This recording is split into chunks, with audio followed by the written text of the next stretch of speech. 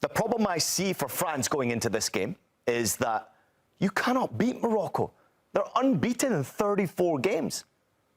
What game plan do you have going into a team that's not lost in 34? Was it Kenya who beat them the last time? Kenya beat them in August 24 or something. That's incredible. More. Against the France side, no doubt. They believe full stop that they can go and beat, not compete against. And this is where they differentiate from the rest of Africa. They're not playing to compete against France. They're going 100% to go there and beat and make a statement against the best team at the World Cup right now. تشاهدون في هذا الفيديو كيف يرى الإعلام العالمي المواجهة المرتقبة بين المنتخب المغربي والمنتخب الفرنسي في ربع نهائي كأس العالم. لكن قبل أن نبدأ، إذا كنت من الأشخاص الذين يبحثون بعد كل مباراة عن ردود فعل الإعلام العالمي عن المنتخب المغربي، فأنت في المكان الصحيح. في قناة أطلس 212 نجمع لكم أهم ما تقوله أشهر القنوات والصحف العالمية، ثم نترجمه ونحلله بالعربية. إذا أعجبك هذا النوع من المحتوى اشترك الآن وفعل الجرس، لأننا سننشر بعد كل مباراة أهم ما يقوله العالم عن أسود الأطلس. والآن لنشاهد ماذا قاله الإعلام العالمي عن مواجهة المغرب وفرنسا. With France, how would you say they approach this game, Lahoud? Yeah, they'll continue to do what they have been doing, which is playing with no fear. Morocco see themselves on the same level as French football and Les Bleus and the French national team, as well as Argentina. And right now they've earned the right to do that because of some of the performances. Maybe not their most just awe-striking performance today against Canada, but they're a side that they get better as games go on, and they're really become a second-half side. Now, there's some interpersonal connections between the Moroccan national team, the Atlas Lions, and the French national team, just as we talked about when we talked about the connections between some of the dual nationals, between Morocco and the Netherlands. There's 6 players who were born in France that play for Morocco. One of the most notable ones is Ayoub Bouadi. So this is going to be the Ayoub Bouadi derby for me, as well as the Azzedine Ounahi derby, who had a brace again today. Trust me, I've been there when I played against teams and players who will do nationals. They keep every receipt of everything that's said by French journalists, everything that's been said about them, making that switch. And if you're a player like Bouadi, if you're a player like, Ounahi, this is the game for you. They will be playing the game of their lives. I cannot wait for this matchup. I think this is the matchup, Ian, the quarterfinal matchup that everyone was hoping they get. It's amazing to me to have a 34-game unbeaten streak. This is also a team that won 19 games consecutively under the previous coach name. Walid Regragui. Thank you. I wasn't even going to try pronounce that name because I would have That's messed it up. That's why you got me. Respect. I just think that the Moroccan Federation, they're making African football so proud with what they are doing. Now, I'm going to say this and go on a stretch here. This will be the hardest game for France in winning this World Cup.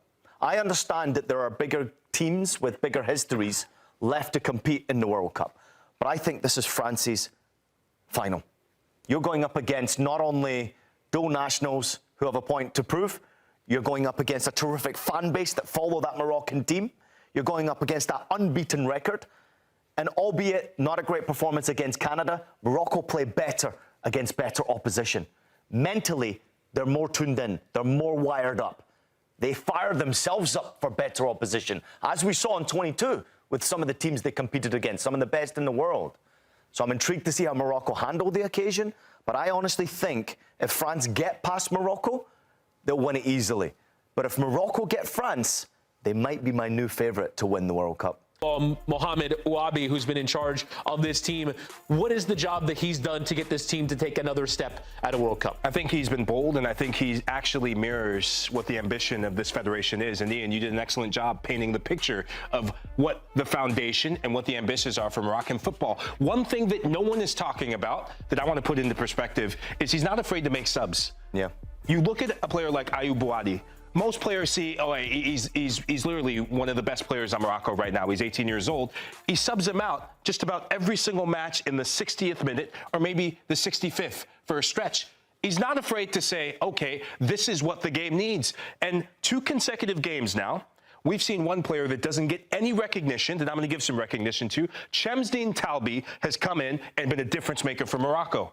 Most managers, maybe except Didier Deschamps, maybe except Lionel Scaloni. Those are the only other managers I can think of. Maybe De La Fuente for Spain.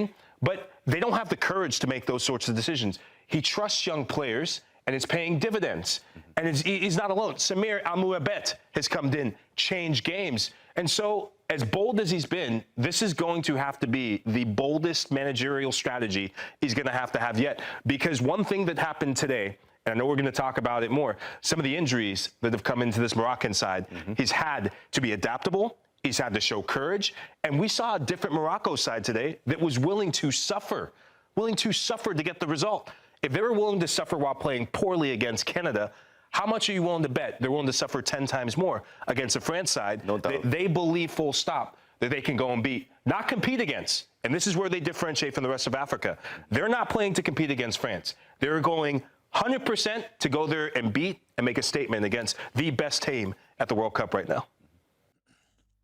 بعد مشاهدة هذا النقاش أعتقد أن أكثر شيء لفت انتباهي هو أن الحديث لم يعد يدور حول ما إذا كان المغرب قادرا على المنافسة، بل أصبح السؤال هل يستطيع المغرب إقصاء فرنسا؟ وهذا وحده يوضح إلى أي مدى تغيرت نظرة العالم للمنتخب المغربي. قبل سنوات كان مجرد الوصول إلى هذا الدور يعتبر إنجازا تاريخيا، أما اليوم فالمحللون يتحدثون عن المغرب باعتباره منتخبا منظما يملك مشروعا واضحا ولاعبين في أعلى المستويات وشخصية كبيرة في المباريات الكبرى. وهذا التغيير لم يأتي من فراغ، بل هو نتيجة سنوات من العمل داخل الجامعة المغربية لكرة القدم والاستثمار في التكوين وتطوير البنية التحتية والاعتماد على جيل يجمع بين الموهبة والخبرة. وأعجبني أيضا أنهم لم يعتمدوا على العاطفة في حديثهم، بل استندوا إلى أرقام ووقائع تحدث عن سلسلة المباريات دون هزيمة، وعن الانضباط التكتيكي، وعن قدرة المغرب على اللعب تحت الضغط. وعندما تسمع محللين عالميين يقولون إن المغرب لم يعد يخاف فرنسا، فهذا يعني أن الاحترام أصبح متبادلا، وأن المنتخب المغربي فرض مكانته بفضل ما يقدمه داخل الملعب وليس بسبب الشعارات والضجيج الإعلامي. لكن في المقابل لا يجب أن نعتقد أن المباراة ستكون سهلة. فرنسا تبقى منتخبا من أقوى المنتخبات في العالم، وتملك لاعبين قادرين على تغيير نتيجة أي مباراة في لحظة واحدة. لذلك أرى أن مفتاح اللقاء سيكون في الانضباط الدفاعي والسرعة في التحول الهجومي واستغلال أنصاف الفرص، لأن مثل هذه المباريات غالبا ما تحسم بتفاصيل صغيرة. شخصيا لدي ثقة كبيرة في هذا المنتخب، ليس لأننا مغاربة فقط، بل لأن هذا الجيل أثبت أكثر من مرة أنه يعرف كيف يتعامل مع المباريات الكبيرة. شاهدنا ذلك أمام منتخبات قوية في بطولات مختلفة، وشاهدنا كيف يلعب الفريق بروح جماعية وكيف يقاتل حتى آخر دقيقة. إذا قدم المغرب مستواه الحقيقي فأنا أؤمن بأن التأهل ليس مستحيلا، بل هو هدف يمكن تحقيقه. وأريد أن أسمع رأيكم أنتم أيضا. هل تعتقدون أن المغرب قادر على إقصاء فرنسا والتأهل إلى نصف النهائي؟ ومن هو اللاعب الذي تتوقعون أن يصنع الفارق في هذه المباراة؟ اكتبوا توقعاتكم في التعليقات، وسأقرأ أكبر عدد ممكن منها قبل المباراة. وأخيرا، إذا كنت تتابع هذا النوع من الفيديوهات لأنك تحب معرفة كيف يرى الإعلام العالمي المنتخب المغربي، فهذه هي فكرة قناة أطلس 212. بعد كل مباراة ستجد هنا أبرز ردود فعل وتحليلات الإعلام الأجنبي المترجمة ومشروحة بالعربية. لذلك إذا أعجبك المحتوى لا تنسى الاشتراك وتفعيل الجرس حتى لا يفوتك الفيديو القادم. دعمكم هو الذي يساعد القناة على الاستمرار والنمو. شكرا لكم، وإلى اللقاء في الفيديو القادم.